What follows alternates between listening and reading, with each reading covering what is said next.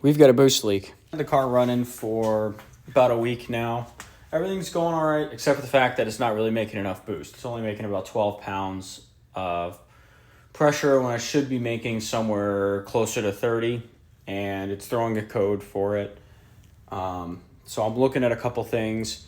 One of the first things I did was a boost leak test. I'll show you that in a second. So I made this.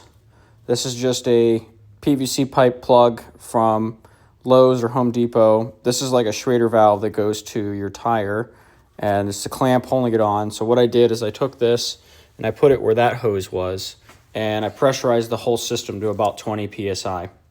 That allowed me to check all the intake piping to make sure that I didn't have a leak from like a loose hose or a cracked intercooler or something like that. So that's good news. The next thing to check, this turbo is the old turbo that originally comes with the car. This right here, this is the wastegate. It's a little dark. So that's the wastegate.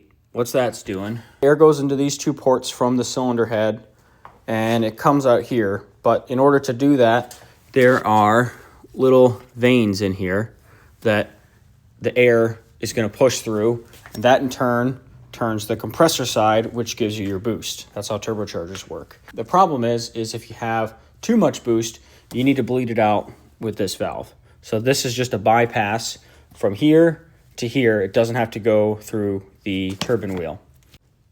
What happens sometimes is this valve will stick open. So I'm going to check it with a feeler gauge right now and see. We'll see how that won't go in. That's 0.02 of an inch. So if we were having a problem, that wouldn't go in, or that would go in. I just realized I tested the turbo on the bench, which explains that's way too easy. Oh, I gotta crawl down in here somehow and get to it. I have no idea how this is gonna work.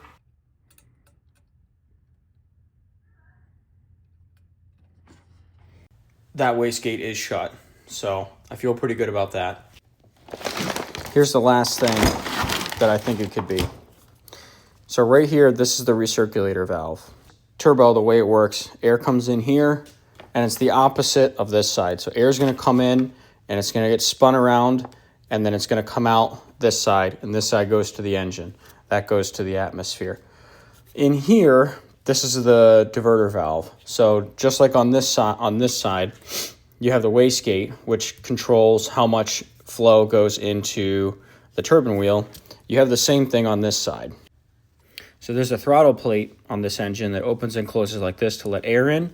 If this snaps shut, there's a whole bunch of boost left on the other side, and that could blow the throttle plate off.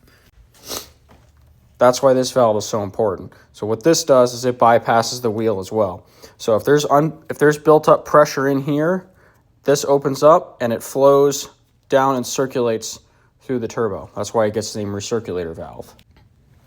Some people like to put a blow-off valve, which is the same thing except it doesn't recirculate. This would just blow off to the atmosphere.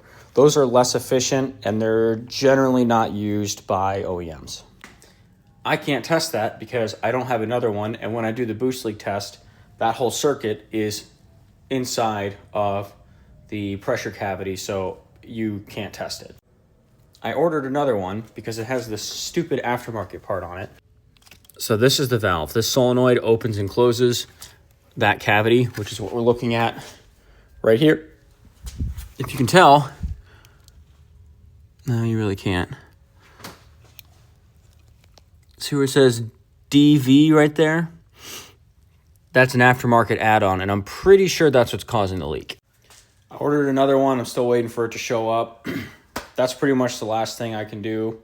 And if that doesn't fix it, then I'm really going to be searching for ideas.